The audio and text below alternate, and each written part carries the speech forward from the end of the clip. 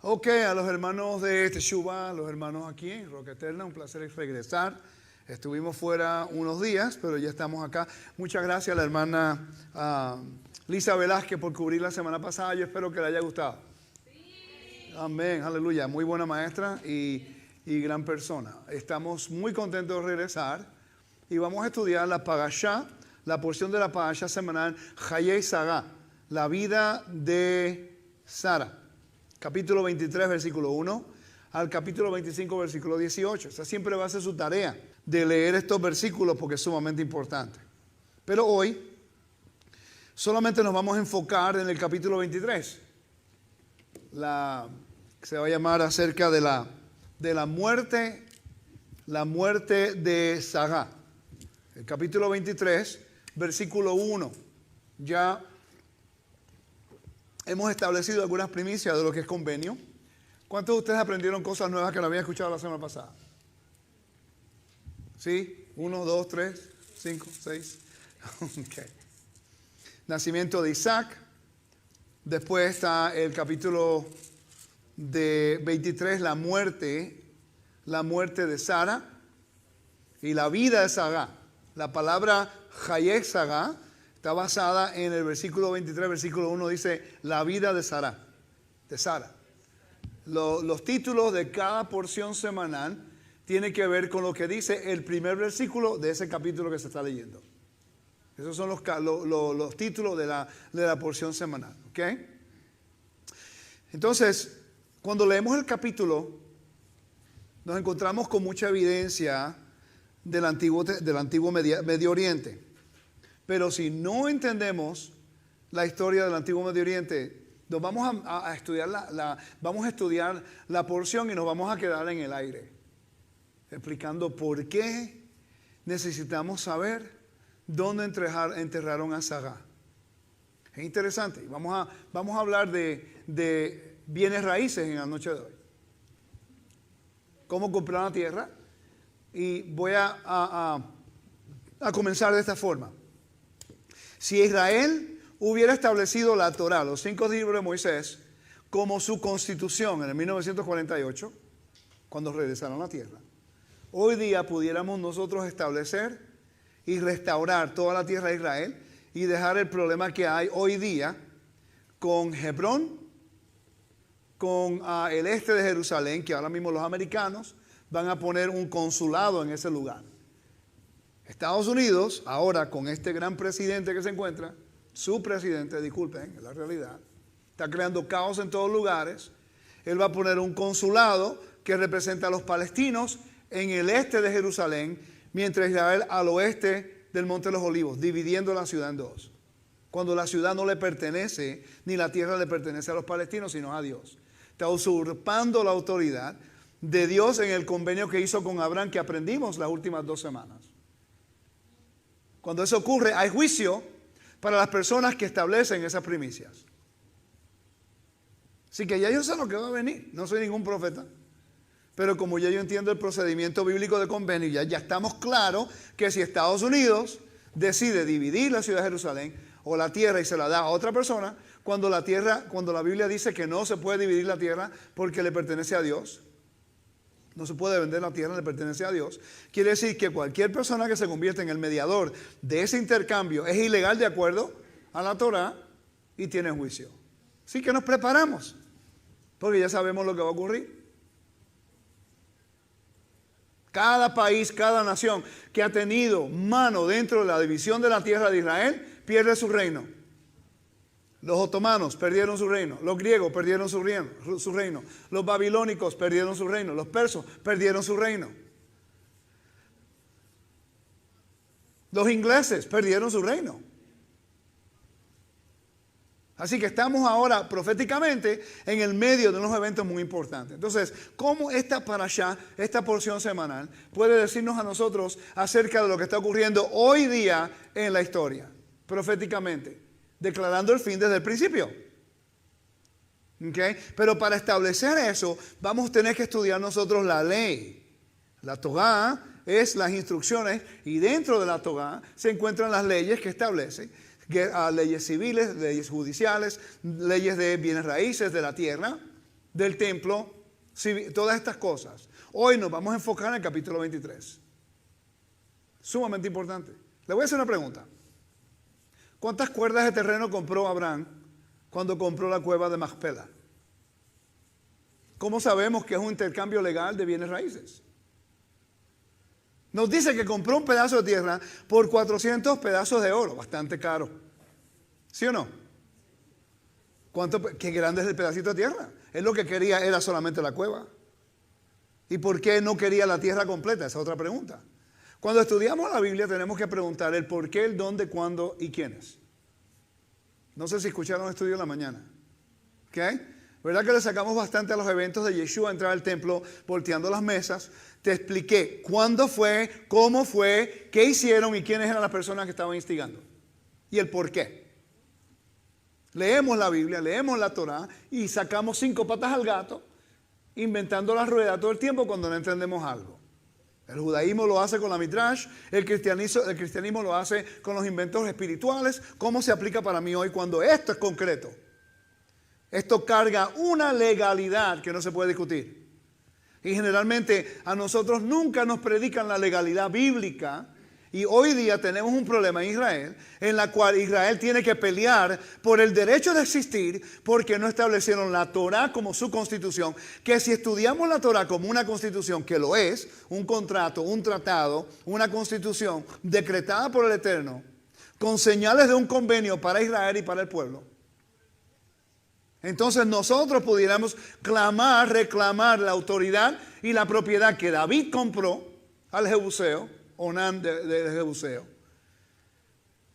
que Jacob compró en Siquem y que Abraham compró. Estoy escuchando algo, no sé qué es. Sí, I get some feedback. ¿Ok? Y que Abraham compró en Hebrón. Qué interesante que los 3 pedazos de tierra hoy día que se está peleando en Israel son exactamente los 3 pedazos de tierra que tenemos contratos legal de bienes raíces y la venta en la Biblia. Voy a repetir eso de nuevo. Los pedazos de tierra que están hoy día en conflicto, Siquem, donde la bendición y la maldición, donde se encuentra Nablus hoy día, palestino, que en realidad es Siquem, que Jacob compró. ¿Okay? Jerusalén, el este de Jerusalén, que David compró a Ornán y Arauna, el jebusita.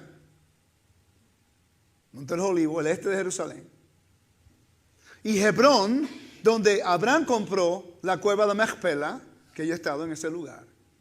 Esos 3 pedazos de tierra, tenemos la evidencia bíblica que fueron comprados 3.700 años atrás, casi 4.000 años atrás en el tiempo de Abraham, 3.700, 3.500 años después, no sé. Pero como Israel no estableció la Torah como su constitución, no tenemos el derecho legal a proclamar y reclamar esa propiedad. ¿Me están siguiendo? Usted dirá, pero no pensábamos que íbamos a tener un texto político dentro de la parasha del día de hoy. Tiene que hablar con la muerte de una vieja. Generalmente la gente piensa eso. Pues se murió, entiérrala pues. Pero la pregunta es, ¿por qué la Biblia enfatiza tanto la historia de a la muerte o la vida de Sara si no tuviera importancia? Esa es la pregunta que tenemos que hacer. ¿Ok? Manténganos en oración porque necesito una operación de cadera de reemplazo porque estoy sentado. Así que el Eterno pues nos dé favor para el seguro. Porque si no tengo que vivir con el dolor para siempre. ¿Ok? Entonces, por eso estoy sentado hoy. Pero seguimos. Si hay que correr, se corre. Cogiendo, pues se corre.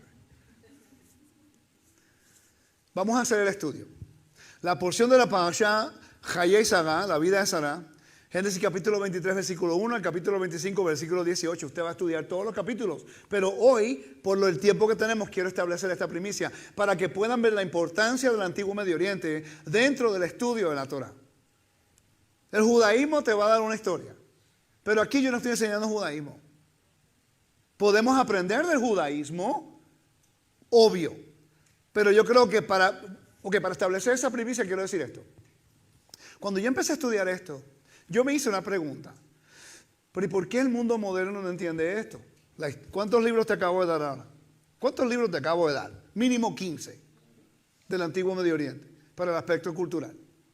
El judaísmo que estamos viendo hoy fue establecido después de la destrucción del templo en el año 70 de la era común, primer siglo.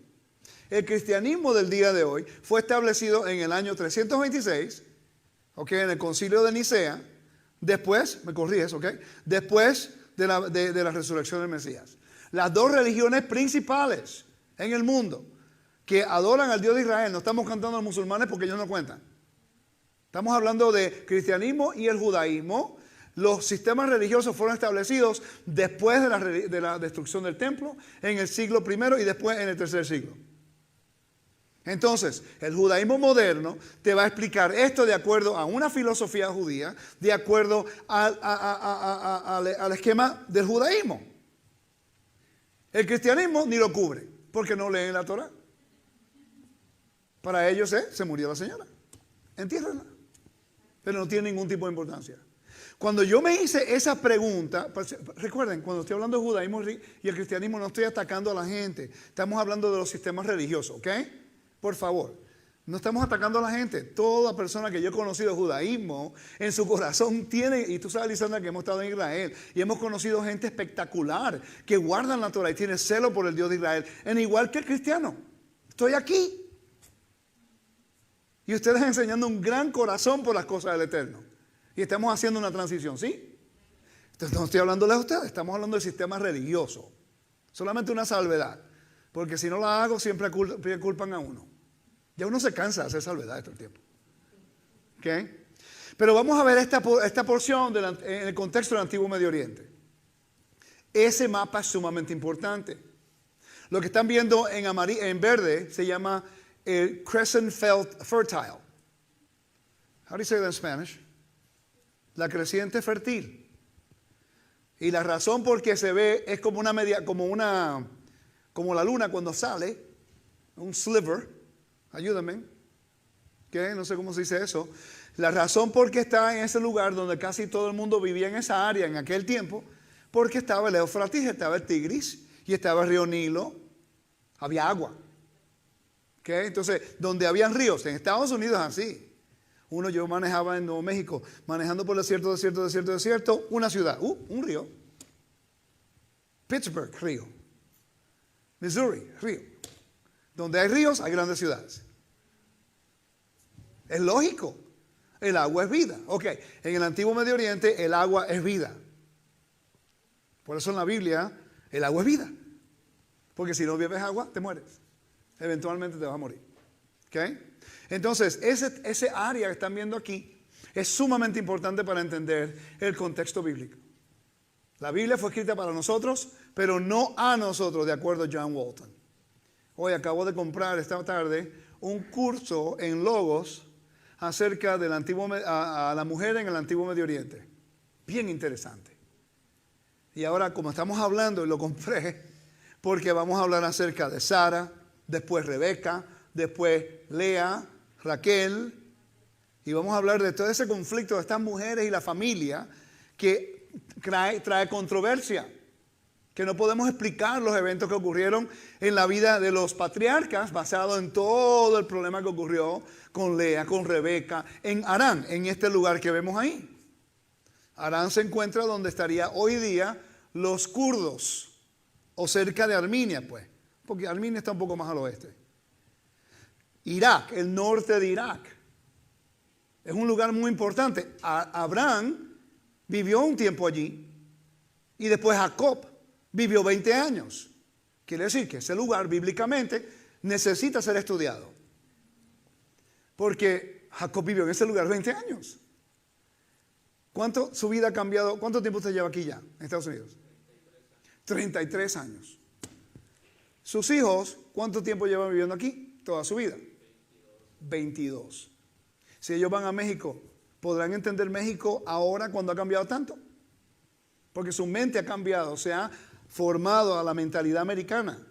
Descendencia mexicana, pero mentalidad americana. Entonces, si Jacob vivió en Harán, en la ciudad con Labán, 20 años, ¿por qué no estudiamos esa área? Si Abraham vino de la tierra de Ur, que se encuentra en donde se llama hoy día Kuwait, en Kuwait o Irak, ¿por qué no estudiamos esa área de Mesopotamia? Si Israel fue exiliado a Siria, que vendría siendo entre medio de Ur y Arán, ¿por qué no estudiamos el imperio sirio? Si Israel Judá estuvo en Babilonia por 70 años, ¿por qué no estudiamos? Lo único que sabemos de Babilonia, que todo es pagano, que vino de Babilonia, pues. Eso es lo único que decimos. Y no es verdad. Y no es verdad. Eso lo prediqué yo mucho hace como 12 años atrás y tuve que arrepentirme por mi ignorancia. Tuve que aprender a educarme. Y no me voy a disculpar por educarme. Hay gente que se enojan que uno se quiere educar. Me van a disculpar. Pero tanto tiempo espiritualizándolo todo es tiempo de ser algo más concreto. ¿De qué sirve vivir en el cielo y no tenemos los pies en la tierra? ¿Sí o no? ¿Cuánto hemos aprendido en los últimos 5 meses? Y este fin de semana aprendiste más de mí que en los últimos 5 meses. El balance de la Torá, la libertad dentro de la Torá, el honor que trae la Torá. ¿Verdad? Todo fue edificante, la enseñanza. En todo, en nuestra vida cotidiana, lo que come, lo que vive, como hace cualquier ceremonia, todo.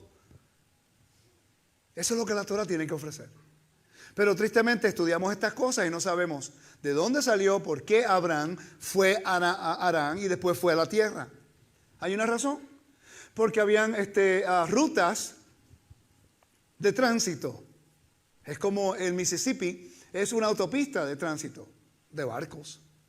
Ahora hay autopistas de automóviles, pero eran de barcos, así era en el antiguo Medio Oriente. El Tigris, el Éufrates y también el Nilo eran autopistas de tráfico de mercancía con barcos, de turismo, de todas esas cosas. Obviamente tú vas caminando por donde están los ríos porque siempre hay agua, hay protección. Hay ciudades, hay protección. Tiene lógica, ¿no? Los israelitas estuvieron en Egipto, ¿cuánto tiempo? 400 años, 230 años, y no estudiamos nosotros egiptología. Tenemos mucho que aprender, ¿no? Qué bueno. Así nos enfocamos en lo bueno y no especulamos la forma de la tierra. ¿Sí? La Biblia es muy concreta si entendemos el contexto. Y si entiendes el contexto, nuestra vida completamente cambia. Porque ahora no tenemos que pensar e imaginarnos qué es lo que dice Dios. Solamente seguir el patrón que estableció en la Biblia y sabemos cómo seguir a Dios. Y qué fue lo que dijo. Eso es lo que yo vivo en mi vida. Y es, wow. Siempre que me mantenga dentro de los perímetros de la libertad de la Torá, estoy bien. ¿Ok? Entonces, el capítulo 23, versículo 4, dice, yo soy un extranjero, aquí muere, ella muere, porque Abraham llevó a Isaac a la montaña, y Lisa explicó eso, ¿no? Ella explicó acerca de Isaac en la montaña, el sacrificio de Isaac. Hay otro punto importante, ¿por qué usted cree que Dios le dijo a Abraham que llevara otro punto para añadir? No sé si ya lo cubrió, pero si lo cubrió no hay problema, si no lo cubrió pues aprendemos algo nuevo. En el antiguo Medio Oriente se pensaba que dar el primogénito garantizaba fertilidad. ¿Ella cubrió eso? Ah, pues entonces no hay que cubrirlo. Gracias, Lisa. Que para los que no me escucharon, pues lo voy a repetir. Ok, entonces, cuando Elohim le dijo a Abraham, toma tu hijo, el único que tienes, él no tenía uno, pero el de la promesa, y llévalo a las montañas, Hagim, no es una montaña, las montañas que yo te enseñaré, ese es Moriah. Allí él construye un altar, pero usted notó que Abraham no titubeó nada. Dios se lo dijo y se lo llevó. Eso no tiene lógica para nosotros hoy día. Si de repente usted está durmiendo y alguna voz le dice, lleva a tu hijo o el primogénito al lugar para que lo sacrifices, tú vas a decir, para que haga sacrificio de tu hijo, tú vas a decir, yo creo que ese fue el burrito malo que me comí anoche. Y vas a cuestionarlo, ¿no? Pero Abraham lo escuchó y enseguida el otro día agarró su familia y se fue. No le dijo a Sara. ¿Ok? Los rabinos dicen que murió hasta que el corazón. Y ahí sí que yo lo creería. ¿Ok? Espera cuánto tiempo para tener un hijo y después el marido se lo lleva a una montaña a sacrificarlo. Hello. Entonces, pero el Eterno quería enseñarle a Abraham que el Dios que es Él no necesita que tú des la vida de tu primogénito, en este caso, para garantizar una descendencia, para garantizar la vida que vas a tener más hijos. La ofrenda de Yeshua es otro caso que tiene que ver con restaurar la autoridad de Dios en la tierra. No confundan una con la otra. Aunque sí el patrón de Isaac tiene que ver con el Mesías. Es interesante. Pero Dios no está ofreciendo a su hijo o permitiendo que su hijo muera para que haya fertilidad. Completamente diferente al antiguo Medio Oriente. ¿Están conmigo, no? Y Abraham tenía que aprender quién era el Dios que lo había llamado. Que él es basado en promesas, no en fertilidad. Esa es la clave. Los dioses del antiguo Medio Oriente tenían que ver con el inframundo y la fertilidad. Y el Dios de Israel está enseñándole a Abraham que yo no soy como los dioses de donde tú saliste en Mesopotamia y donde tu papá vivió en Harán. Ahora, Sará muere. Dice, lector, versículo 1 al 3, por favor.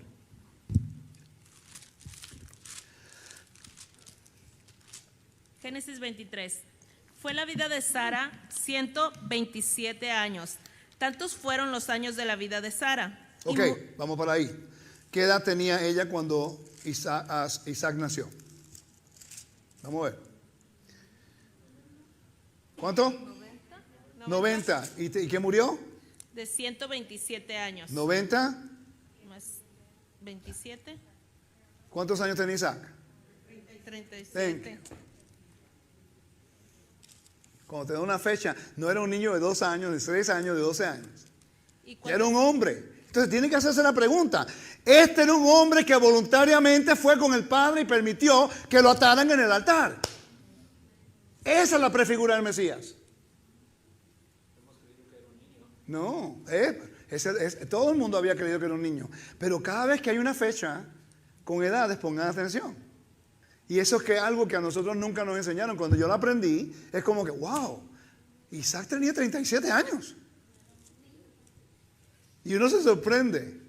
Pero no fue algo, ningún secreto, ni ninguna revelación. Solamente buscamos el versículo cuando nació y cuando Sara murió. Hicimos la matemática. Y yo soy malo en matemática. Y lo pude figurar. Qué interesante, ¿verdad?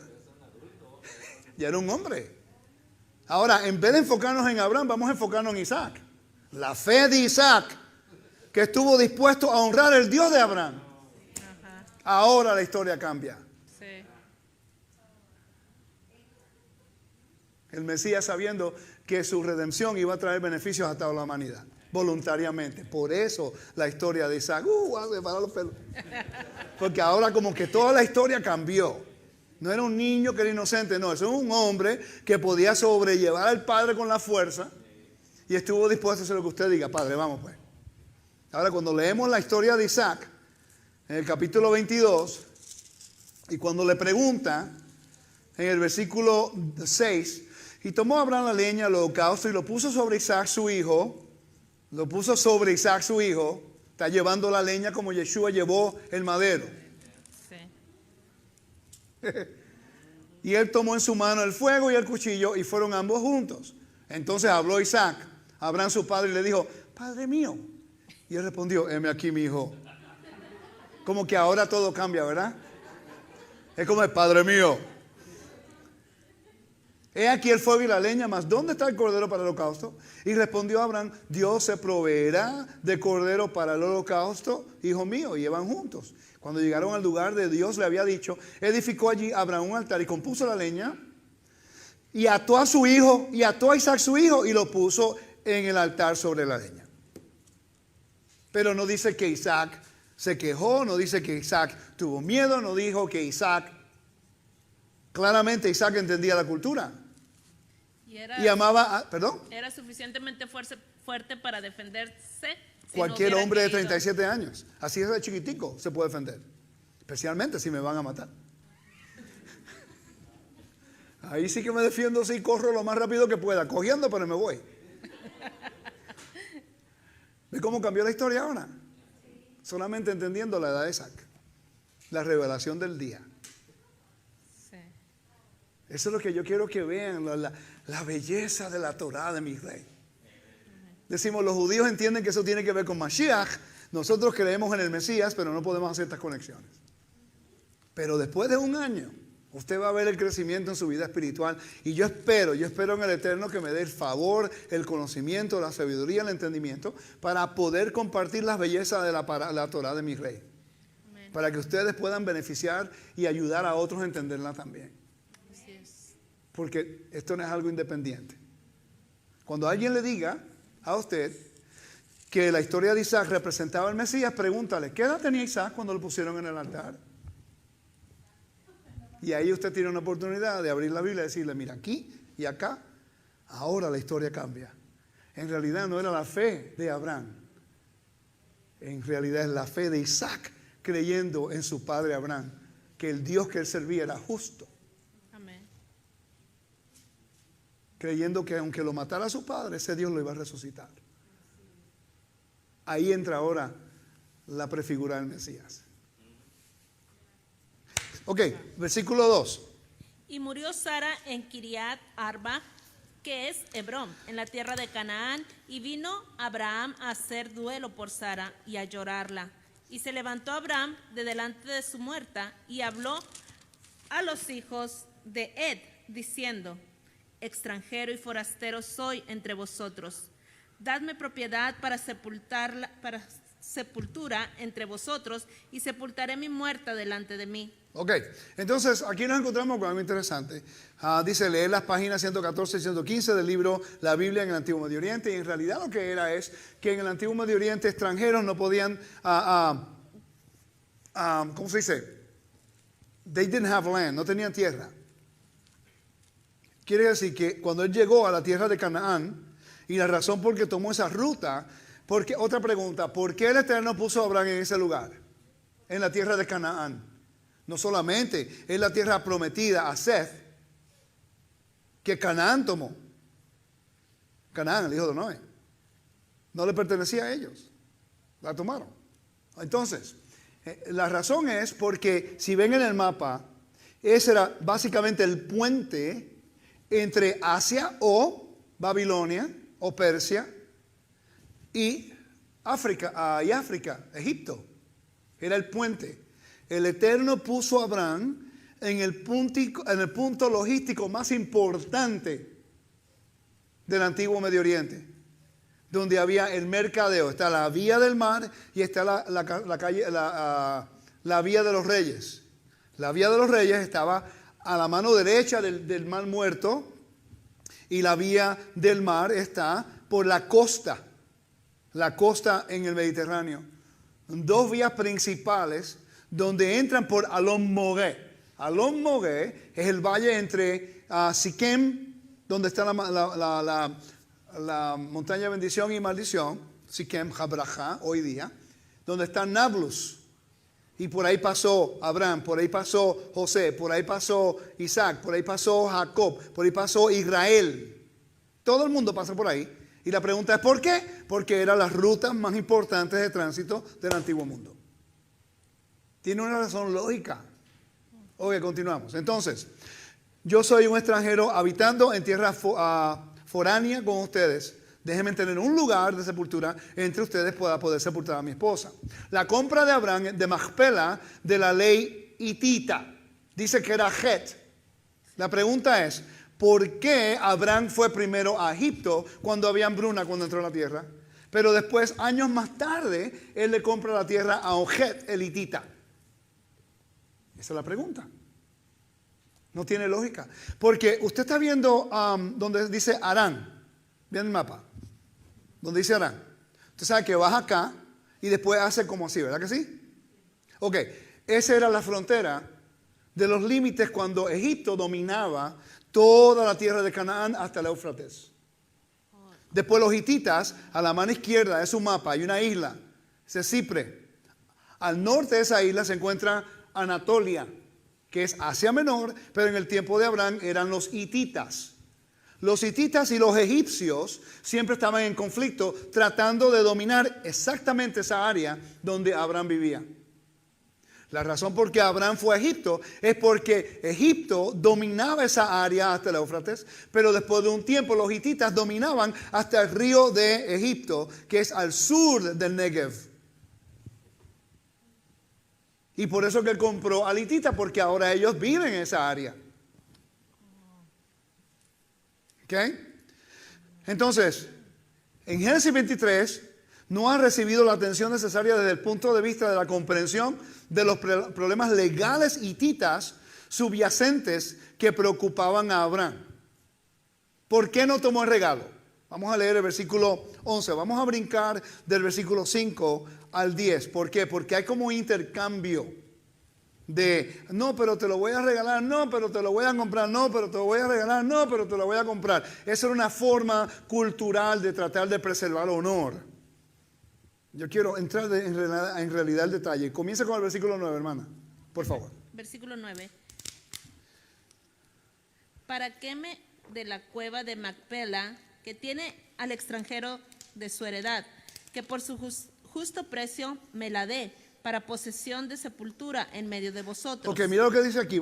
Déjame leer el versículo 8 de nuevo. Y habló con ellos diciendo, si tenéis voluntad de que yo sepulte mi muerta delante de mí, oídme e interceded por mí con Efrón, hijo de Zohar, para que me dé de la cueva de Macpela, que tiene al extremo, ponga atención, eso es sumamente importante, que tiene al extremo de su heredad. No está pidiendo un pedazo grande de tierra, está pidiendo una cueva como en una esquina de la propiedad. Sumamente importante, lo vamos a entender ahorita. Que por su justo precio me la dé, para posesión de sepultura en medio de vosotros. Este Efrón estaba entre los hijos de Het, y respondió Efrón eteo a Abraham, en presencia de los hijos de Het, de todos los que entraban por la puerta de la ciudad, diciendo, no, señor mío, óyeme, te doy la heredad, te lo doy también la cueva que está en ella. O sea, Efrón quiere venderle la cueva y la heredad completa. La pregunta es ¿por qué? Porque Efrón quería venderle la heredad completa y porque Abraham solamente quería la cueva. Hay una razón legal de eso. ¿Por qué la Biblia está haciendo un caso acerca de ese punto si no tiene importancia? ¿A qué nos interesa a nosotros en el siglo XXI entender una discusión entre dos diferentes personas que vivieron tanto tiempo atrás? Al menos que no tenga un significado, que tenga que ver con idolatría o con la tierra. Vamos a seguir leyendo. El versículo 11, mi hermana, por favor. No, señor mío, óyeme, te doy la heredad, te doy también la cueva que está en ella.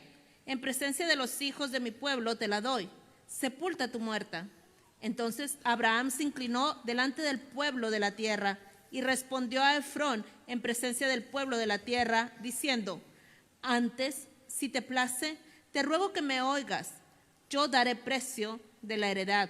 Tómalo de mí y sepultaré en ella a mi muerta. Ya, por fin él dice, ok, cállate, ya te voy a dar dinero. Ya se murió mi esposa, tengo que enterrarla. Miren la pantalla.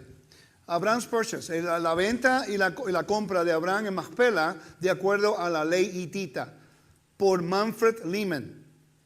Dice, sin embargo, si estudiamos las leyes hititas involucradas en esta transacción, descubrimos una controversia completamente diferente entre los dos hombres. El código hitita. Ahora estamos entrando en el código legal. ¿Qué es el código hitita? En 1905 por ahí, o en 1890 al 1920, hubo un gran descubrimiento de unas tablas de barro de los hititas.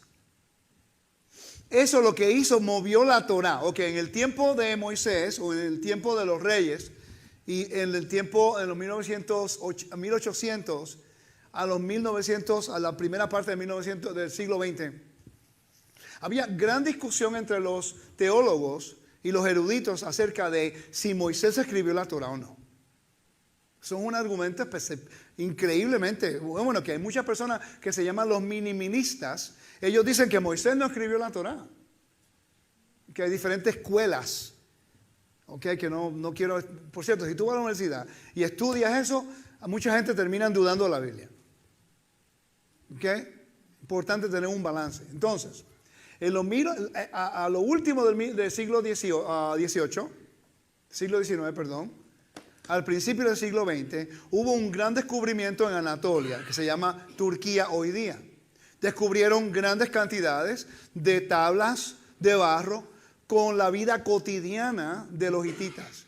Y encontraron que la estructura de un convenio se alineaba con la estructura que Moisés determina y escribió en el libro de Deuteronomio. Quiere decir que los eruditos pensaban que la Torá fue escrita durante el tiempo de los reyes. Vamos a poner aquí que Moisés en realidad no escribió la Torá, porque no había evidencia de una estructura de convenio que se alineaba con la Torá hasta que encontraron los documentos hititas.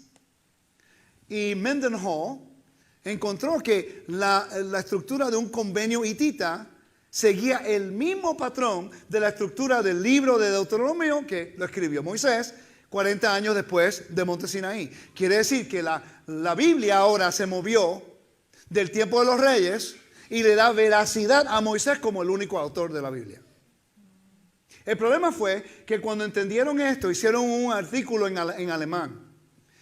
Primera Guerra Mundial, después Segunda Guerra Mundial. Obviamente a la gente no le interesaba estudiar estas cosas. Después de la Segunda Guerra Mundial, y yo leí este artículo, por cierto, después de la Segunda Guerra Mundial encontraron la evidencia y la tradujeron al inglés o a cualquier idioma y encontraron entonces que sí estaba la evidencia de que Moisés sí escribió la Torá basado en todas estas cosas legales. Así que cuando el argumento de que Moisés no escribió la Torá, eso fue derribado hace 40 años atrás. Cuando alguien me dice, no, que Moisés no escribió la Biblia, no está estudiando. ¿Ok? Dice, sin embargo, si estudiamos las leyes hititas involucradas en esta transacción, descubrimos una controversia completamente diferente entre los dos hombres. El código hitita. Ley 5, que se encuentra en Bogashkoy, en Asia Menor o Turquía, entre las ruinas de Hattusas, que fue destruida alrededor de 1200 antes de la era común, pero floreció como la capital del imperio hitita entre el 1800 y el 1200 antes de la era común, antes del Mesías. Contiene 209 párrafos conocidos, de los cuales los párrafos 43, 47, 48 y 169 contienen leyes inmobiliarias. Uno de los recursos de esto que se puede ver es el Ancient Near Eastern Text by Pritchard, el texto del Antiguo Medio Oriente by Pritchard. Si usted habla inglés, cómprelo si va a estudiar la Torá. ¿Ok? Porque no lo tenemos en español. Y hay mucha información para traducirla. Así que vamos a orarle al Padre que nos dé $1 billón para contratar a una persona que haga traducción a todas estas cosas. Porque nuestro pueblo latino no tiene a su disposición los recursos que necesitamos. Si usted supiera el tipo de trabajo que tengo que hacer yo. Comprando el documento, comprando los libros y después traduciendo los libros, entenderlo y después traducirlo. Ay, Dios. Quiero darle gracias a Lisa Velázquez por ayudarme a traducir este estudio hoy. Me ayudó traduciendo. Sí, muchas gracias, Lisa. Ok, dice, los párrafos 46 y 47 se refieren a la obligación de un individuo para con el rey de realizar los ilku. Repita conmigo, ilku. O servicios feudales derivados de la propiedad de la tierra. Ahora entiende por qué Abraham no quería comprar la heredad. Porque si compraba la heredad, él tenía que dar tributo al rey de los hititas cuando él ya había hecho un convenio con Dios. Él solamente quería comprar la esquina, la cueva. Porque si compraba la cueva no estaba ahora directamente conectado con la heredad y no tenía que pagar tributo al rey. Dice los párrafos 46 y 47, ¿me siguieron ahí esa? Ustedes vinieron a un estudio bíblico y terminaron un estudio histórico. Ok. Dice, los párrafos 46 y 47 se refieren a la obligación de un individuo para con el rey de realizar los ilku o servicios feudales derivados de la propiedad de la tierra. Los siguientes pasajes son muy importantes para nuestro estudio. Leemos, el código hitita Ley 46 y 47 note como precedente legal, sabiendo que fueron escritos durante el tiempo donde Abraham, Isaac y Jacob vivieron. Ya no podemos descartar un recurso primario. Así establecemos nosotros la evidencia y la credibilidad como creyentes. La especulación y la filosofía y la psicología solamente te lleva hasta cierto punto. Tenemos que primero establecer lo físico para entender lo espiritual, así como nos dijo Pablo. Dice, si en una aldea alguien tiene campos feudales, como que hace un poquitico calor, ¿no? ¿Me pueden ayudar con eso? No me frisen, no me calienten ese calor. Gracias, familia, los quiero mucho. Si en una aldea alguien tiene campos feudales como herencia, si todos los campos le han sido entregados, prestará los servicios. Si los campos le han sido entregados solo a una pequeña parte, no prestará los servicios. ¿Me siguieron? Los prestará desde la casa de su padre. En otras palabras, vamos a repetir. Si vamos al versículo, el versículo 9 dice que, puede leer el versículo 9 del capítulo 23. Para que me dé la cueva de Macpela, que tiene al extremo de su heredad, que por su justo precio me la dé para posesión de sepultura en medio de vosotros. Ok, ya que leíste eso, él quería ¿qué? El extremo de una cueva de la heredad. No quería la heredad. ¿Estamos claros en eso, no? Ajá. Vamos a leer esta ley de nuevo. Dice, si en una aldea, léanlo conmigo, si en una aldea alguien tiene campos feudales como herencia, si todos los campos le han sido entregados, prestará los servicios. Los servicios es el ilku. En otras palabras, todo lo que provee la tierra le das un dote o le das un tributo al rey. Es como impuestos. Ok. Dice, si los campos les han sido entregados solo a una pequeña parte, no prestará los servicios. Abraham no quería la heredad, solamente quería la esquina. Quería una parte nada más. ¿Para qué? Para no pagar los tributos a un rey que no fuera a su rey. La única razón por que tuvo que comprar la heredad es porque la esposa se había muerto. ¿Me están siguiendo? Ok, dice, los prestará desde la casa de su padre. 47. La última versión es la forma que lo tradujeron. Si alguno compra todos los campos de un artesano, se lo pedirá al rey y él prestará los servicios que el rey mande. Si quedan campos en manos del hombre, a quien compra no prestará los servicios. Eso está hablando acerca, si yo quiero comprar un pedacito de su terreno para no pagar impuestos. Le digo, hermano Pesina, ¿me puede vender la esquinita ya la propiedad? Y dice, no, tenía que comprarlo todo. Porque usted no quiere pagar impuestos ya. Pues eso es lo que estaba ocurriendo allá. Pero la diferencia es que los tributos que se hacían eran para honrar a otro rey. ¿Ok? Que es un socateo, socaje, sockage en inglés. En la historia jurídica inglesa, la tenencia de la tierra por determinados servicios, especialmente de carácter agrícola. En la ley inglesa significa la posesión de la tierra. Tiene que un derecho que tiene que hacer. Las leyes internacionales para el contexto del Génesis 23. Por tanto, el código hitita dictaminaba que la obligación de realizar el servicio ilku, ¿saben lo que es el ilku, no? ¿Sí? ¿Están conmigo? El ilku son los derechos de la tierra, un tributo, ¿ok? Se confería al comprador solo cuando toda la propiedad del vendedor pasara a manos del nuevo propietario.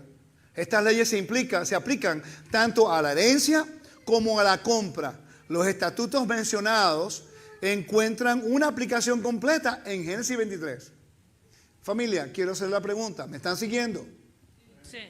Esto es muy importante porque te da el ejemplo como la Biblia carga también una legalidad de bienes raíces. Y no lo vemos. Porque no vemos la Biblia de esa forma. Solamente vemos la Biblia como un libro dogmático teológico.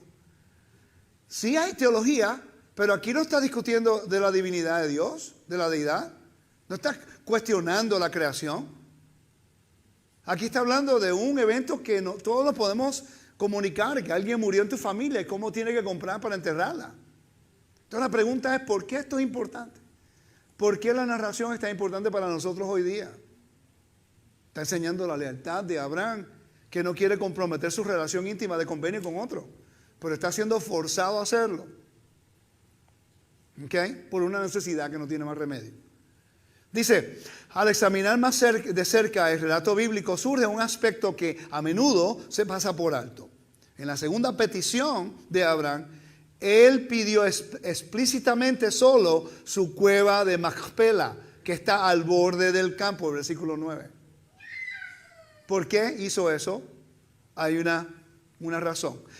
Así que aquí se sugiere que Abraham, consciente de las graves consecuencias de adquirir un campo completo, solicitó solo la parte de la propiedad de Efrón para la que tenía uso real. La compra de parte de un campo no sometía al comprador a ninguna obligación de servicio al rey. Evidentemente, todas las posesiones de Efrón estaban involucradas aquí. Por lo tanto, el párrafo 47 del Código hitita es plenamente aplicable. ¿Qué dice el párrafo 47 de hitita? ¿Alguien que lo lea? Si alguno compra todos los campos de un artesano, se lo pedirá al rey y él prestará los servicios que el rey mande. Si quedan campos en manos del hombre a quien compra, no prestará los servicios. Entonces ahora estamos entendiendo la historia un poquito mejor. El conflicto de por qué. No, yo solamente quiero la esquina. No, pero cómpramelo todo. Es que yo quiero la esquina. No, pero cómpralo todo. Es que yo quiero la esquina. Y tuvo que comprar todo. Dice, Efrón por otro lado vio la posibilidad de deshacerse por completo del servicio Ilcu y por lo tanto respondió rápidamente en el versículo 11, te vendo el campo, te vendo la cueva que está en él. Por lo tanto, la raíz, que significa vender o pagar constantemente a lo largo del capítulo y nunca dar como regalo. Cuando dice te lo doy como regalo, no, es que es vender. Por eso cuando dice no te lo doy como regalo, pero lógicamente, ¿qué hombre te va a dar una heredad por regalo? A menos que sea un familiar. ¿Ok? Se negó a dividir su propiedad y le dio a Abraham la alternativa de comprar todo el campo o ninguna parte de él, para que Abraham se convirtiera en el feudatario de todo el campo con una compra completa. La respuesta de Abraham en el versículo 13, ¿lo puede leer por favor? Y respondió a Efrón en presencia del pueblo de la tierra, diciendo, antes, si te place, te ruego que me oigas, yo daré el precio de la heredad, tómalo de mí y sepultaré en ella mi muerta. Ok, entonces dice, si tan solo escucharas, sin embargo, pagaré el precio por todo el campo, tómalo de mí. El versículo 16.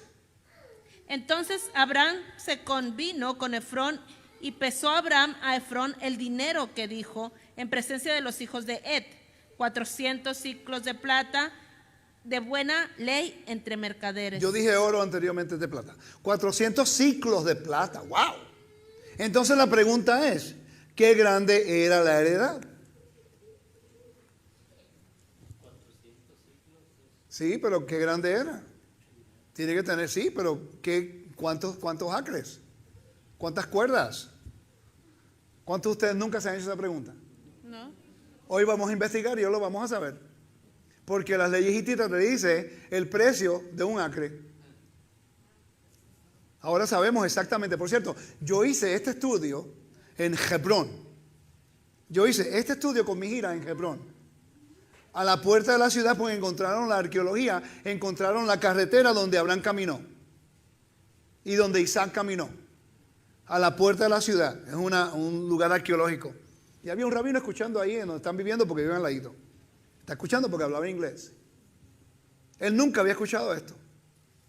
No es porque yo soy más inteligente que él. Lo que pasa es que la información está disponible para todo el mundo. El problema es que el judaísmo no sale del esquema de lo que el judaísmo dice. El cristiano no busca esta información generalmente, porque nos ha enseñado que la ley ha pasado ya. Ahora, los estudiosos, los eruditas, los estudiosos, ellos lo tienen. Pero para ellos no es importante, es solamente información. Solamente ciertas personas lo leen si está en una universidad o está estudiando esto y se acabó. Pero cuando lo presenté, el rabino le preguntó a una persona, ¿quiénes son ustedes? Al guía. ¿Quiénes son ustedes? Porque en realidad yo estoy defendiendo la tierra, estoy defendiendo la venta, la compra de Abraham, estoy defendiendo la tierra del rey. Y para él era algo extraño que gente de las naciones vinieran a enseñar a la puerta de la ciudad cómo ese lugar pertenece a Israel y no pertenece a los palestinos como todo el mundo en el occidente dice. Se convierte ahora en la puerta de testimonio para ellos entender la legalidad bíblica y como nosotros poder entenderlo, abre la puerta de comunicación entre nosotros y los ortodoxos. Ese fue uno de los grandes honores que he podido tener, de poder defender la tierra en Israel, al frente de una persona que conoce la Biblia más que yo. ¿Okay? Dice, Abraham escuchó a Efrón. Abraham pesó para Efrón la plata que había nombrado en audiencia de los hijos de Het, 400 ciclos de plata, según el estandarte de los comerciantes corrientes. Mira lo que dice aquí. En cuanto hacía un precio de 400 ciclos, era realmente exorbitante. No se puede responder aquí. Los precios inmobiliarios estaban estrictamente regulados por el párrafo del Antiguo Medio Oriente. El párrafo 183 del Código Hitita variaba de 1 a 3 shekels por acre. Real estate laws, real estate prices.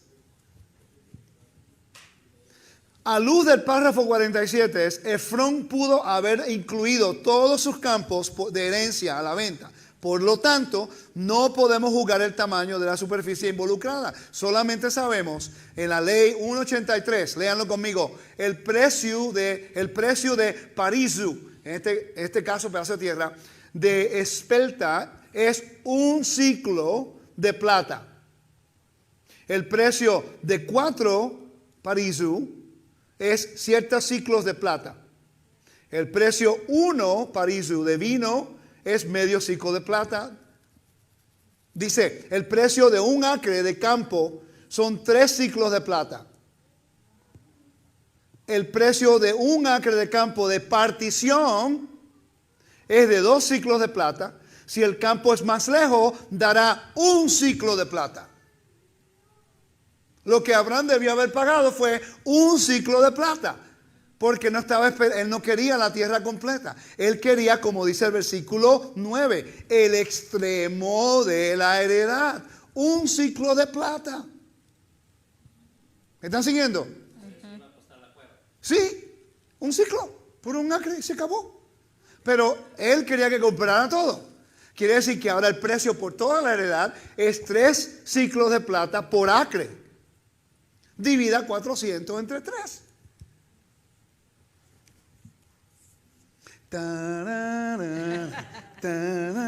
Nadie conoce esa canción. Nadie conoce. No, estoy muy viejo ya. 133 acres. Es bastante. Ya sabemos qué espacio Abraham compró en Hebrón. 133 acres. Y lo que hicimos fue estudiar el hitita con la Biblia y ahora entendemos la evidencia. Interesante, ¿verdad? Quiere decir que si Israel hubiera establecido la Torá como un documento legal constitucional, pudiéramos hoy día con la evidencia y el precedente de los hititas que encontraron, podíamos ir a las Naciones Unidas y decir, no, pero es que tenemos nosotros un dida. Vamos a seguir leyendo el versículo 17, por favor. Y quedó la heredad de Efrón, que estaba en Macpela, al oriente de Mamre, la heredad con la cueva que estaba en ella, y todos los árboles que había en la heredad y en todos sus contornos, como propiedad de Abraham, en presencia de los hijos de Ed y de todos los que entraban por la puerta de la ciudad. Ok, pero mira cómo lo describe. Dice, y quedó la heredad de Efrón, que estaba en Macpela, al oriente de Mamre, la heredad de la cual estaba en ella y todos los árboles que había en la heredad en todos sus contornos. Familia, ¿qué tú haces cuando tú estableces una propiedad? ¿Qué tú le pones alrededor de ella? Una cerca. ¿Sí o no? Sí. En ese tiempo le ponían árboles. Los árboles eran el marcador de la tierra. Como lo hacen hoy día. Pon un pedacito de madera, pum, y ya. Mira, mi tierra es de... ¿Tú ves esa madera allá abajo? Esa es de ahí a aquí. Yo tengo propiedad, así es. Cuando la gente me visita. Ah, ¿tú ves aquel pedazo de madera allá abajo? Ok, de ese árbol para acá, todo eso es mío. Lo mismo. Vamos a ver, pues. Dice, árboles como líneas fronterizas. La evidencia de un trasfondo legal hitita de nuestra cuenta es la mención prominente que se hace de los árboles en el límite de la propiedad comprada. Como es bien sabido, un rasgo característico en los documentos comerciales hititas es la lista consistente del número exacto de árboles en cada venta de bienes raíces. El versículo 17 lo dice, todos los árboles. Pero nosotros hemos leído ese versículo y dice, árboles. Y en realidad para el tiempo de Abraham, todos esos árboles representaban la frontera de la propiedad de él. Interesante, ¿no? ¿Están viendo la riqueza que hay en la Torá? Imagínense un año estudiando la Torá de esta forma. Enfocado en aprender, no en buscarle 5 patas al gato. Porque va a haber cosas que no va a entender cuando como lectores en el mundo occidental, removidos de la cultura, del idioma y del vocabulario. Pero si vamos al Antiguo Medio Oriente, como lo hizo Lisa la semana pasada, espera que lleguemos a Levítico. Cuando lleguemos a Levítico, si usted todavía está aquí después que lea Levítico, entonces sí tenemos esperanza. Porque Levítico cambia tu vida por completa. Hay circuncisión del corazón. Esto es la base. Está estableciendo una base en Génesis capítulo 1 al 3. ¿Quién es el creador y cuál es la función? Capítulo 4 al 11. Cómo causó el caos por la desobediencia y la transgresión. Capítulo 12. Cómo Dios quiere hacer una nueva creación para establecer a Israel como el vehículo de traer las buenas nuevas a la humanidad. El libro de Éxodo, cómo es que el pueblo de Israel sufre en la dispersión, en el exilio, la muerte, la esfera de la muerte, y cómo el Dios de Israel cumple su promesa que le hizo a Abraham 400 años anteriormente, 4 siglos.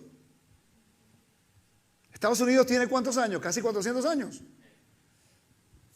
como nación. Ese tiempo tuvo que esperar a Israel para ser redimido. Y él cumplió. Levítico te enseña lo que es santidad, lo que son la estructura de un gobierno de Dios y cómo manejarnos dentro del espacio sagrado de Elohim. El libro de Números te enseña la evidencia de la conducta de Israel en obediencia y desobediencia. Y el libro de Deuteronomio te enseña cómo él es fiel a su convenio para renovarlo con un pueblo que nació en el desierto. Y como él prometió que nos iba a dirigir a la tierra, y lo hizo. Porque si Abraham compró un pedacito de tierra, si Jacob compró un pedacito de tierra y Dios creó la tierra y le dio la tierra de Canaán a los hijos de Israel, entonces tiene que cumplirla. Quiere decir, tenemos la promesa, pero tenemos 2 documentos legales que garantizan la promesa. Pero si Israel no usa la Torá como su constitución, no podemos reclamar eso legalmente. En otras palabras, familias, tenemos toda la evidencia legal para nosotros tener paz en la tierra de Israel legalmente. Dice, el versículo 17 hace que sea prácticamente seguro el acto legal real, escrito o no escrito, entre Abraham y Efrón. Hizo mención específica del número exacto de los árboles de la propiedad. ¿Aprendimos algo nuevo hoy? Me tomó 1 hora para hablarles a ustedes acerca de un capítulo. Pero no lo hice trayendo una aplicación espiritual. Lo único que comparamos fue el capítulo 22 de Isaac con el Mesías, ¿no? Estuvo todo allí. Pero después va la muerte de Sará. Pudimos entender en el primer versículo del capítulo 23 qué edad tenía Isaac cuando fue puesto en el altar. Tantos eventos, uno detrás de otro aquí. Vamos a ver el capítulo 24, versículo 1. De versículo 1 al 4, por favor. Era Abraham ya viejo y bien avanzado en años, y Jehová había bendecido a Abraham en todo. Y dijo Abraham a un criado suyo, el más viejo de la casa, que era el que gobernaba en todo lo que tenía: pon ahora tu mano debajo de mi muslo, y te juramentaré por Jehová, Dios de los cielos, Dios de la tierra, que no tomarás para mi hijo mujer de las hijas de los cananeos, entre las cuales yo habito, sino que irás a mi tierra y a mi parentela, y tomarás mujer para mi hijo Isaac. Ok, no vamos a leer el capítulo entero. Vamos a hablar acerca del versículo 1 al 4 y nos vamos a quedar aquí el resto del tiempo. Porque aquí se le dice, no tomarás ninguna de las hijas de los cananeos, entre los cuales yo habito. ¿Por qué? ¿Por qué manda a Eliezer? Y por cierto, usted sabe cómo hizo el juramento, ¿no? No, así no se hacía. Le agarró las joyas. ¿En serio? Tenía que ser algo sagrado. Eso es algo que nosotros no entendemos porque tenía que ver con la descendencia.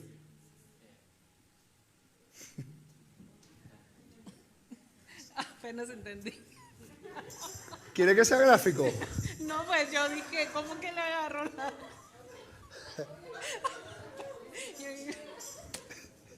Delay reaction.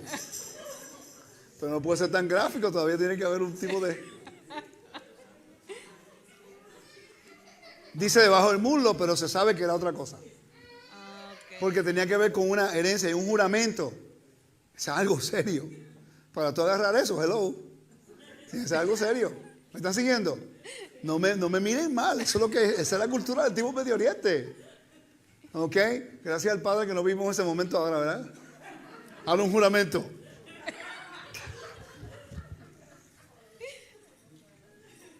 Pero vamos a seguir. Manténgase enfocado, familia. ¿Qué pasó?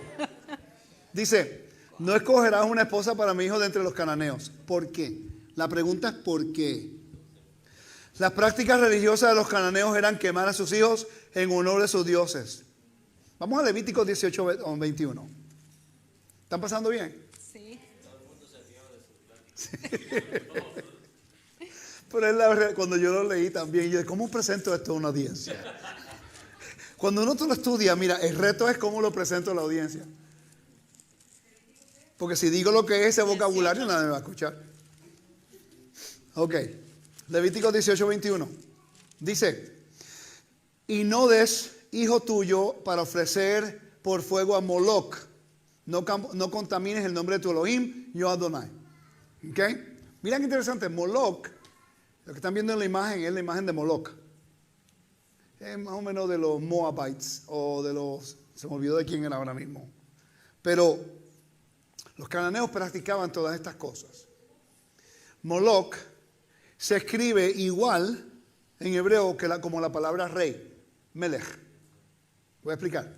La palabra Moloch, las mismas letras en hebreos de Moloch, sin sus vowels, help me out, vocales, son las mismas letras que Melech, rey.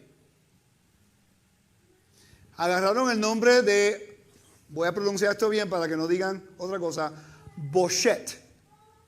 No con U, pero con O. Boshet, que es vergüenza, las vocales de la palabra vergüenza, y las pusieron debajo del nombre de las letras que es, en vez de Melech, rey, se pronuncia Moloch. ¿Me sigue? Para hacer una distinción. Entonces, si voy a la aplicación del templo, vamos a hacer un contraste bien interesante en la aplicación del templo. ¿Ok?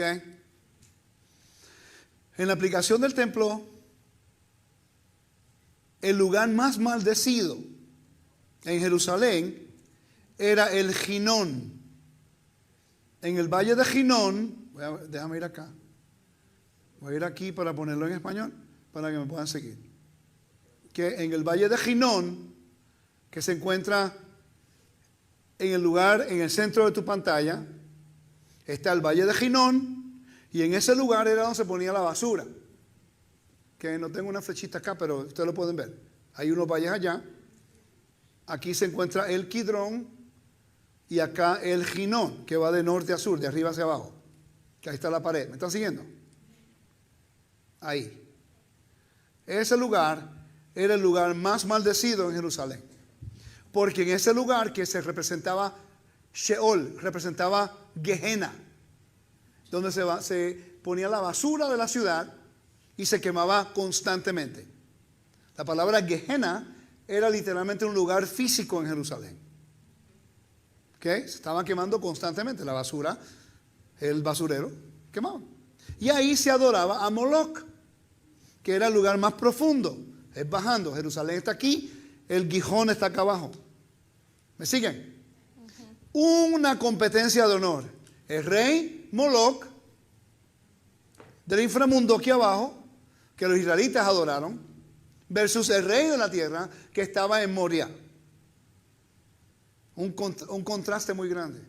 A Israel se le ha dicho que no puede adorar a los dioses paganos, pero en el estudio nos dice que no escoja de las mujeres cananeas.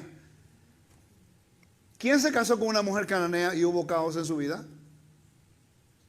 En la historia de los hijos de Israel. ¿Quién? Familia, ¿qué pasó? En la historia, bueno, Sansón se acostaba hasta con las hormigas. Ese tipo es increíble. Impresionante ese tipo. ¿Ok? Judá, después que José fue a Egipto, fue y se casó con una cananea. Tuvo 3 hijos, ¿recuerdan? Que Tamar, eso es otra historia. Vamos a llegar ahí ahorita. En unas cuantas semanas estamos ahí. Ok, eso vamos a explicar eso. Está bien interesante esa historia. Ok. Entonces, ellos practicaban algunas cosas que eran en contra del convenio en la Torá. La práctica religiosa de los cananeos era quemar a sus hijos en honor de sus dioses. Practicar la sodomía, la bestialidad. ¿Saben que el musulmán hasta hoy practica bestialidad y homosexualismo? Aunque dice que no lo quiere, pero en algunos lugares del Islam practican homosexualismo. Hasta que se casan, después no lo hacen. Interesante. Dice, y todo tipo de vicios repugnantes. Por eso Levítico 18:23, versículo 24, capítulo 20, versículo 3. Recuerden que el Eterno dice, no me adoren a mí como las naciones lo hacen. Si ellos salen de Egipto, hay un contraste entre la adoración a Dios y como lo hacían en Egipto. Si van entrando a la tierra de Canaán, entonces va a haber un contraste. Como la adoración del templo se hace a Dios, a los cananeos. De ahora en adelante, cuando vea algo medio raro, por ejemplo, ¿por qué nunca se ponía miel en ninguno de los sacrificios en el templo? ¿Por qué nunca se hacían los sacrificios de noche? ¿Por qué nunca comían pan con levadura solamente por 7 días en la primavera? ¿Por qué siempre era las primicias en la primavera? Esas son cosas que leemos en la Biblia, pero como estamos removidos del contexto bíblico y la cultura, pues nosotros no lo entendemos. La razón es que no se podía matar ningún animal de noche, porque por ejemplo, los cananeos sacrificaban a sus dioses del inframundo de noche. Ponían miel en los sacrificios, usaban leche y carne junto, de fertilidad. Por eso es que el judío no come carne ni leche junto. Tenía que ver con algunos rituales. En el templo no se mezclaba la leche ni tampoco la carne. Hay razones por esas cosas. Entonces, estamos viendo las imágenes de los dioses de Baal, Astarte, Baal. ¿Quién era Baal? ¿Cuál era la religión de los cananeos? Baal era un dios principal. Estaba asociado con la productividad de la tierra.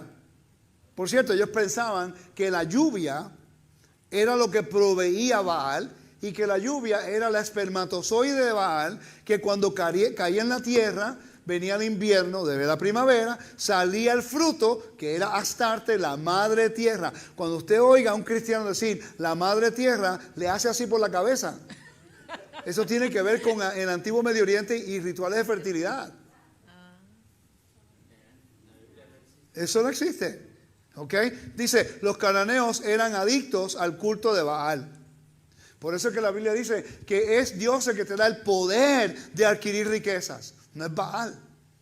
Porque Baal tenía su mano derecha levantada como un bate, como un club, como un palo para pegarle por la cabeza a la gente.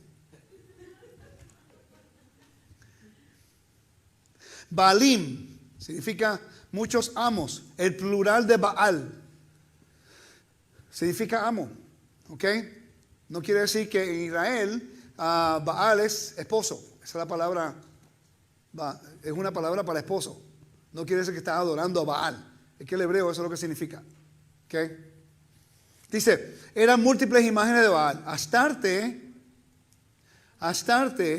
la esposa de Baal, era su principal. No te quiero hablar, dame tranquilo. Ok. Dice, Astarte, la esposa de Baal, era su principal diosa. Por lo general, se la presentaba como una mujer desnuda. Ella era la personificación del principio reproductivo en la naturaleza. Astarte era esencialmente una prostituta divina. Astarot es el plural de Astorot. Ishtar era su nombre babilónico, del cual hemos obtenido el nombre de Pascua. Que Easter. Otro festival lleno de énfasis en huevos, conejos y otros símbolos. Dígame una cosa. ¿Cómo es que un conejito puede poner huevo? Explíqueme en eso. Anyway, seguimos. Dice, Astarte era su nombre griego y romano.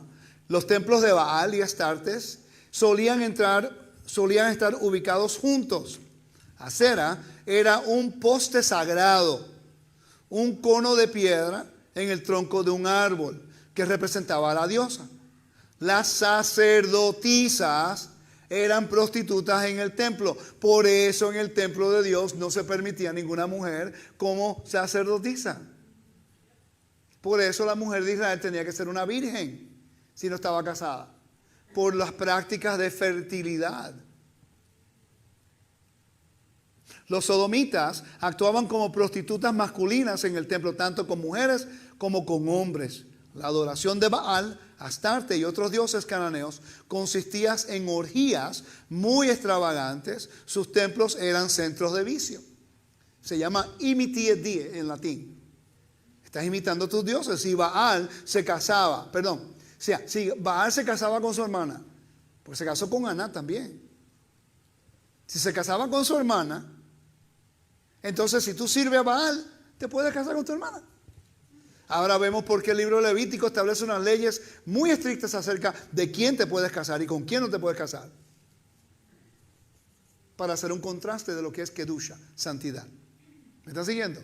Ajá. Todo esto basado en el hecho de que a Abraham se le dijo, no tomarás mujer de Canaán. ¿Por qué? ¿Ok? Ahora déjeme darle algunas notas arqueológicas registradas durante una investigación de la religión cananea.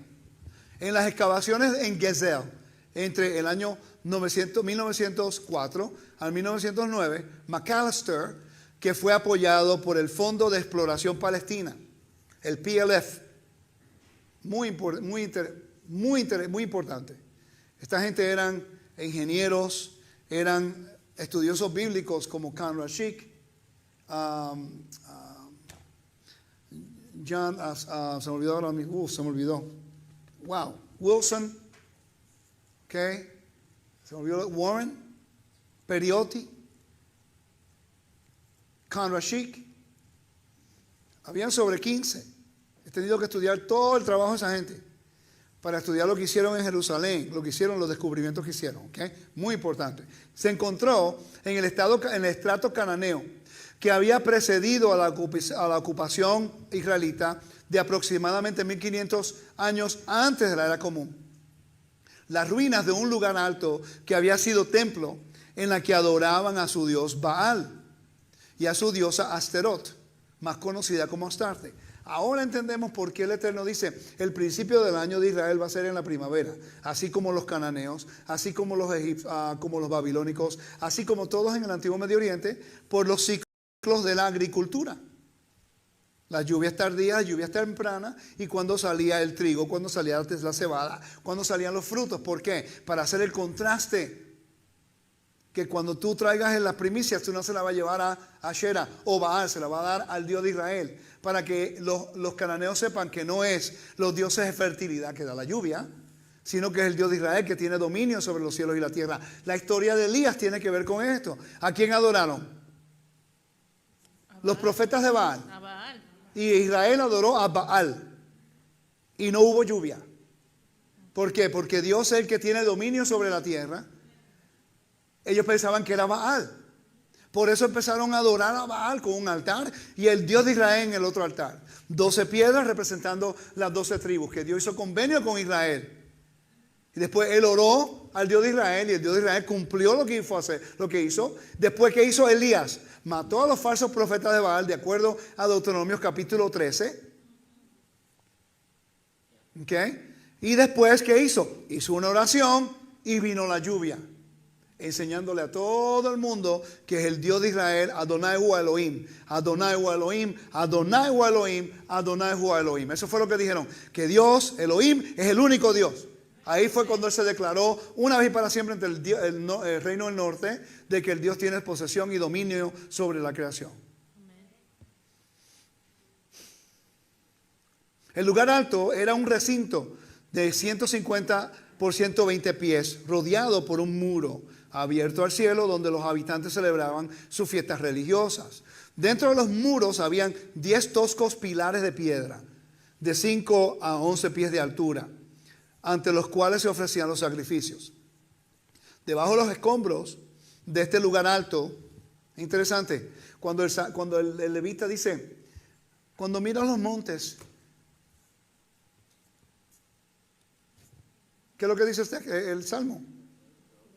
¿De dónde qué? Mi socorro viene de Jehová, que creó los cielos y la tierra. ¿Qué fue? ¿Que el levita se levantó siendo poético ese día? ¿O está haciendo un contraste entre los dioses de los israelitas en los altos montes y diciéndole al pueblo en el templo, ¿de dónde proviene su salvación? De ese monte. El monte donde está el templo de Dios, no el monte donde se encuentran los dioses de los cananeos. Es un contraste de uno al otro. ¿Ok? Debajo de los escombros en este alto lugar alto, McAllister encontró una gran cantidad de frascos que contenían los restos de los niños que habían sido sacrificados a Baal. Toda la zona resultó ser un cementerio para bebés recién nacidos. Algo así como el contenedor de basura detrás de una clínica de abortos. Es lo mismo, estamos practicando lo mismo hoy día. ¿Cuántos millones de niños han muerto en los últimos 40 años? Eso es homicidio. ¿Usted no cree que nos vamos a guardar inocentes de eso? Va a haber juicio en esta nación y va a ser fuerte. Ya empezó. Otra práctica horrible fue lo que llamaron sacrificio de fundación. Cuando se iba a construir una casa, se sacrificaba un niño y su cuerpo se incrustaba en la pared para traer buena suerte al resto de la familia.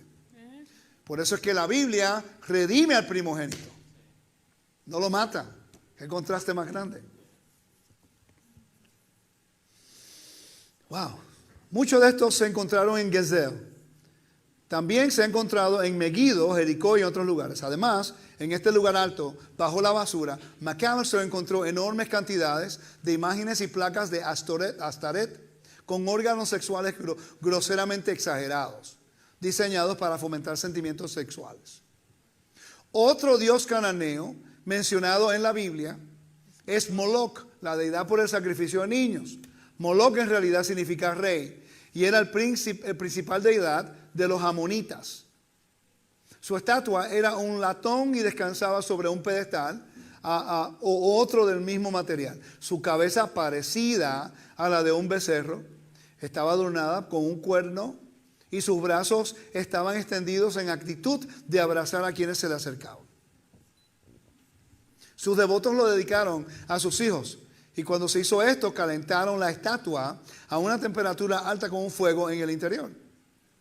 Y luego los bebés fueron sacudidos sobre las llamas y pasados a través de los brazos extendidos como una ceremonia de depuración o purificación para asegurar el favor de la supuesta deidad. Levítico 18:21 dice que no lo haga.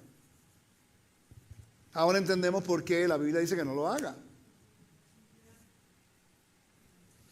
Levítico 25, versículo 1 al 5 dice, Adonai dijo a Moisés, lector, ayúdame, gracias. Levítico 20. Habló Jehová a Moisés diciendo, dirás asimismo a los hijos de Israel, cualquier varón de los hijos de Israel o de los extranjeros que moran en Israel, que ofreciere a alguno de sus hijos a Moloch, de seguro morirá. Ok, quiere decir que cada persona que ha sufrido por un aborto, esa persona debe morir. el pueblo de la tierra lo apedreará. Y yo pondré mi rostro contra el tal varón y lo cortaré de entre su pueblo, por cuanto dio de sus hijos a Moloc, contaminando mi santuario y profanando mi santo nombre. El pueblo de la tierra cerrará sus ojos respecto de aquel varón que hubiere dado a sus hijos a Moloc para no matarle. Entonces yo pondré mi rostro contra aquel varón y contra su familia, y le cortaré de entre su pueblo con todos los que fornicaron en pos de él, prostituyéndose con Moloc. Okay. Están viendo aquí una imagen de lo que era Moloc. Serio, ¿verdad? Filón de Biblos. Filón vivía en Alejandría. La principal fuente de conocimiento sobre la religión cananea antes de que las nuevas fuentes estuvieran disponibles después del 1930. Principalmente los materiales ugaríticos. Muy importante. ¿Okay? Ugarítico es el lugar donde vivió Jacob por 20 años. Gran cantidad. Y eso lo vamos a hablar en las próximas parashá, en la próxima semana. ¿Ok? Dice, fue Filón de Biblos, el nombre griego del antiguo Gebal en el Mediterráneo.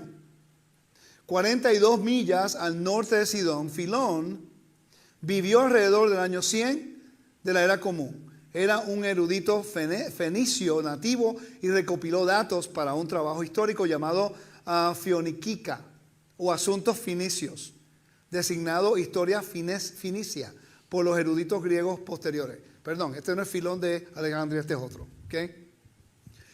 Dice, en una poesía ugarítica, dice, el resumen de la mitología fenicia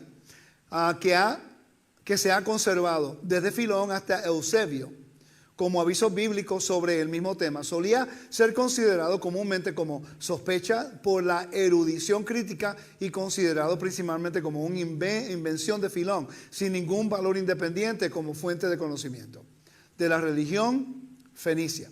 Esta actitud escéptica desapareció como consecuencia de la recuperación de la literatura épica religiosa de Ugarit en la costa norte de Siria en el 1927 al 37. Eso cambió todo. Encontraron sobre 400 documentos en tablas de barro que hablaban acerca de bienes raíces, de adopción, de vida cotidiana, todo lo que se necesitaba aprender de esa área, y eso incluye a Abraham, Isaac, Jacob, específicamente Jacob, y la historia con Lea, con Raquel, con Silpa en Bielja. Ahora podemos tener una ventana a la historia que ponemos la Biblia aquí y ponemos en la ugarítica y dice, ahora entendemos por qué eso ocurrió. ¿Okay? Como indican el panteón cananeo. ¿Están pasándola bien, hermanos? Estoy leyendo algo extra basado en ese versículo para que entiendan un poquito acerca del contraste bíblico y por qué Dios es tan específico acerca de algunas cosas que ocurren en la Biblia en referencia a la idolatría. Estuvimos en México, ¿no? ¿Cuánta idolatría hay en México?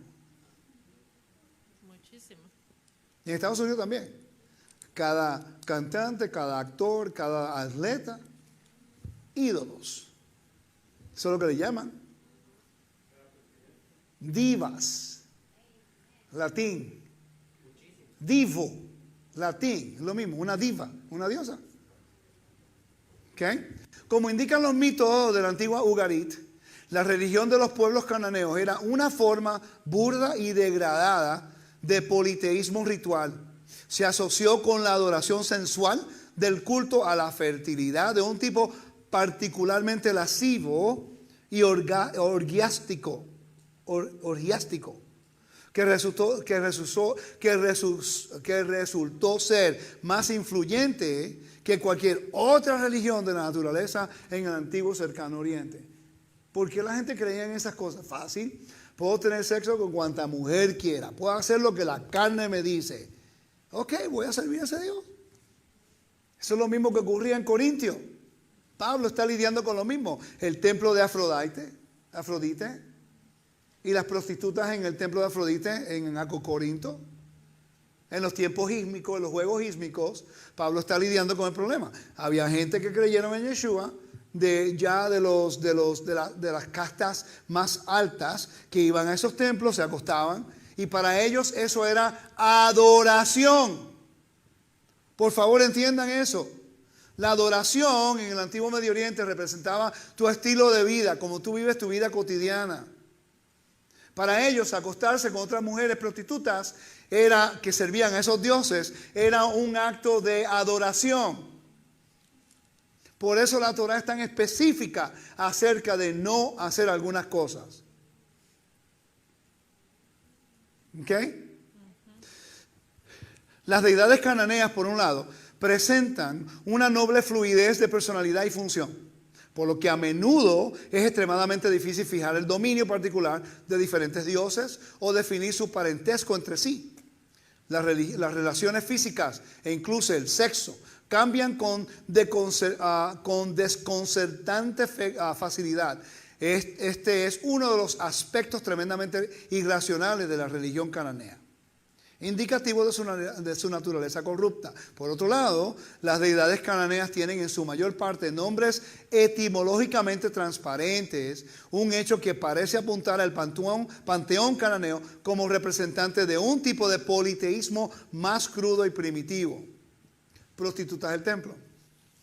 Cuando los archivos de Ugarit, una antigua ciudad que habla semita en Siria, comenzaron a interpretarse, rápidamente se hizo evidente que la religión de Ugarit era similar a la religión cananea, vilipendiada en la Biblia hebrea. Miles de tablillas de arcilla que datan de la edad de bronce final, 1300 al 1200 de la era común. Herodoto informó una costumbre totalmente vergonzosa. Herodoto era un gran historiador. ¿Okay? Dice, por las cuales cada mujer, oigan esto, porque esto va a establecer la historia de Judá con Tamar. Oigan, dice, Herodoto informó una costumbre totalmente vergonzosa por la cual cada mujer una vez en su vida tenía relaciones sexuales cerca del templo de Afrodita, Ishtar, con el primer extraño que se le arrojaba. Una moneda, que le arrojaba una moneda. ¿Ok? En su regazo, Herodoto 1983, 1.22, 1.21 y ok. Del mismo modo, Lucian describió el castigo de las mujeres que se negaban a afeitarse la cabeza en duelo por Adonis.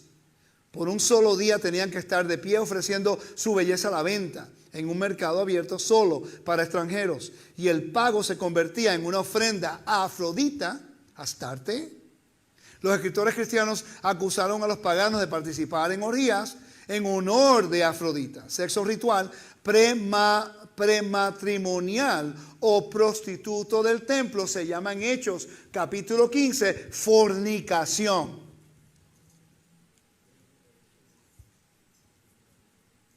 Voy a repetir eso porque a todos nos enseñaron que fornicación es sexo antes del matrimonio. No, sexo es matrimonio. Es convenio. Tú te acuestas con una virgen, generalmente la mujer rompe y hay sangre. Convenio. ¿Ok? La fornicación en la Biblia tenía que ver con la idolatría del sexo ritual. Si vas a los Juegos Olímpicos y te acuestas con una prostituta, los olímpicos eran dedicados a los dioses. Si vas a Mardi Gras, que todo el mundo va y rumbea y tienen sexo, están a los dioses paganos.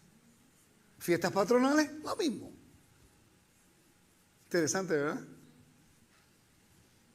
Entonces, ¿qué se aplica a esto con la historia de Judá y Tamar? Porque Judá quedó viudo, no cumplió su juramento que le hizo a Tamar. Tamar se puso un velo y se fue a la puerta de la ciudad. Y él pensó que ella era una prostituta. Y ella le pidió algo como garantía. Y después, en el hebreo, él le dice a su siervo, vete y busca la prostituta, Caná. Lo ves en el hebreo. Y no la encontró. No es que era una prostituta. Él pensó que era una prostituta. Se acostó con ella y tuvo los gemelos. Ella utilizó la cultura del momento para que él pudiera cumplir su juramento. Por eso fue cuando él quería, la vamos a quemar. Y vio la evidencia, dijo, tú eres más justa que yo. Porque rompió su juramento. ¿Entienden ahora por qué ella hizo aquello? No se justifica porque ella no lo hizo con cualquier hombre. Solamente lo hizo con el hombre que le prometió, de acuerdo a las leyes antiguas, eso se podía hacer. ¿Okay? Se suponía que le diera el hijo y no lo hizo. Pues ella necesitaba el honor porque no tenía hijos, no tenía esposo, no tenía protección. Eso lo vamos a cubrir más tarde. En la Biblia hebrea, la palabra normalmente traducida como prostituta, sagrado o de culto, es kedashah o kedeshot, singular o plural femenino. O kedesh, kedeshim, singular, plural masculino. Estos 4 títulos no aparecen con mucha frecuencia en la Biblia hebrea. ¿Okay? En su mayor parte los términos aparecen en libros desde Deuteronomio hasta Segunda de Reyes. La llamada historia deuteronomista, que es especialmente nacionalista, polémica y denunciadora de la religión cananea. La suposición de que la prostitución sagrada no solo había ocurrido, sino que había ocurrido en el contexto de los cultos de fertilidad, resultó de la asociación deliberada de la Biblia hebrea de Kedeshah, mujer sagrada, consagrada, con soná, prostituta. Caná, Kedashah, soná. Señora sentada en el norte de Siria, sosteniendo una copa, quizás una sacerdotisa o reina, que también habría sido sacerdotisa como resultado de su reinado. Fragmento de talla de marfil encontrado en Asiria, pero probablemente hecho en Siria, Canaán. ¿Me están siguiendo? Estoy leyendo mucho porque quiero explicar esto. Tiene que ver con la... Vamos a hablar de los templos cananeos y ahí paro, ¿ok? Lo dejamos ahí. Dice, una de las características más importantes de una ciudad cananea era su lugar santo. Se han encontrado lugares sagrados cananeos en Biblos, Rash Shamra, Laquis, Hazor, Megiddo. Yo he estado en 4 de esos 5 lugares. Los templos cananeos fueron concebidos como la casa del Dios, cuya presencia estaba simbolizada por una estatua de la deidad o un objeto sagrado que representaba al Dios o la diosa. Muchos templos cananeos eran tripartitos. Tenían 3 partes, igual que el templo de Israel. ¿Okay? La diferencia es que en uno mora el verdadero Dios y el otro no. ¿Okay? Cada uno tenía un atrio abierto, había una habitación interior, lugar santo, un lugar santísimo. Los cananeos también construyeron altares en la cima de las colinas por todo el área. El Antiguo Testamento declara que, al igual que los cananeos, los israelitas comenzaron a adorar. O sea, se casó con una prostituta. ¿Y ella era israelita? ¿O? Sí. Capítulo 4, versículo 14. Cuando lo lea lo puede leer. Oseas 4:14. No castigaré a vuestras hijas cuando forniquen, ni a vuestras nueras cuando adulteren, porque ellos mismos se van con rameras y con malas mujeres sacrifican. Por tanto, el pueblo sin entendimiento caerá. ¿Ve? Israel estaba bajo lo que es la lascivia. Es fácil servir a un Dios de fertilidad. Está utilizando lo que todo el mundo quiere. Sexo, dejando todo lo moral. Increíble, todas las religiones eran así. La Torah era completamente diferente. Mira qué interesante, que para los griegos, los grecorromanos, la circuncisión representaba ser un bárbaro. Y para los grecos romanos la circuncisión representaba un hombre que era altamente erótico o que se iba a lo que era la lascivia. Eso es lo que pensaban ellos. Ahora imagínese usted ser una mujer en el mundo greco-romano, que su esposo no es circuncidado. Para ellos un hombre que no es circuncidado era un hombre bárbaro y son inmorales cuando ellos están viviendo una vida moral. ¿Están viendo el contraste? Por eso fue que en el primer siglo, la explosión del evangelio, muchas mujeres greco-romanas entraron al evangelio. ¿Por qué? Porque vieron que las acciones de un hombre hebraico que seguía la Torá determinaba su compromiso a Dios y su compromiso a la familia. Y no hay otra mujer, ninguna mujer que le guste que su esposo esté corriendo para ir para abajo con otros hombres y mujeres. ¿Quiere un hombre fiel, sí o no? Sí. Mejor que digan que sí. Sí. ¿Ok? Entonces el contraste ahora se convierte bien delineado. Lo que sirve al Dios de Israel tiene un compromiso y son fieles. ¿Okay? Pero si tú creas una religión de orgías y tú eres criado en ese ambiente, la mujer va a aceptarlo y el hombre lo va a hacer. Y te dice, pero ¿por qué me fuiste infiel? Estaba adorando a mi Dios. Por eso, qué excusa, ¿verdad? Usted puede imaginarse. ¿Qué hiciste? Estuve en el templo de Afrodite. ¿Qué tú hacías allí? Adorando. Y tú dices...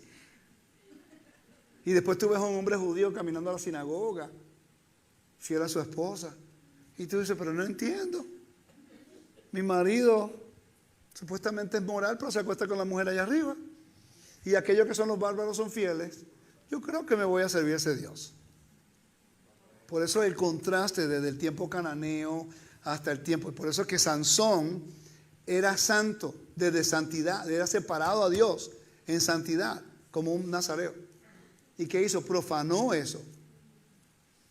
Y eso le costó la vida. ¿Qué dice? Se practicaba la prostitución sagrada o de culto para asegurar la fertilidad de la tierra. Se pensaba que la fertilidad del campo, el rebaño y la familia dependía de las relaciones sexuales entre Baal y Anat o Asera. De acuerdo con un patrón de magia compasiva, los adoradores de Baal imitaron las acciones que deseaban que Baal realizara. Así, adoradores y adoradores participaban en actos sexuales sagrados en el templo para asegurarse las bendiciones de la naturaleza. Otra práctica asociada con los lugares sagrados cananeos fue el sacrificio de niños. Se ofrecían niños a los dioses cananeos como sacrificio supremo y como demostración de fe por parte del adorador. ¿Qué hace la mujer, una prostituta o una mujer que se acuesta con cualquiera y queda embarazada? Lo mismo que hacen ahí. Nada ha cambiado, familia. Deuteronomio 23, 18 dice, vamos a leerlo juntos. No traerás el salario de una ramera ni el salario de un perro a la casa de Adonai tu Elohim por ningún voto, porque ambos son abominación delante de Adonai tu Elohim. En una iglesia que yo iba en 1997-98, tenía 10,000 miembros. El pastor siempre estaba predicando en contra de las strippers, que es la que se las bailan por dinero. Duro, duro y duro y duro. Hasta que llegaba Navidad. En Navidad todo el mundo agarraba regalos para los pobres. Y las muchachas que trabajan en los strip joints, pues, yo sé de esto porque ya era seguridad del pastor. Pues ellas recogían dinero para ayudar al pobre, pues. ¿Qué? Tienen corazón. Y agarraban el dinero y lo donaban a la iglesia. Porque sabían que ellos iban a ayudar al pobre.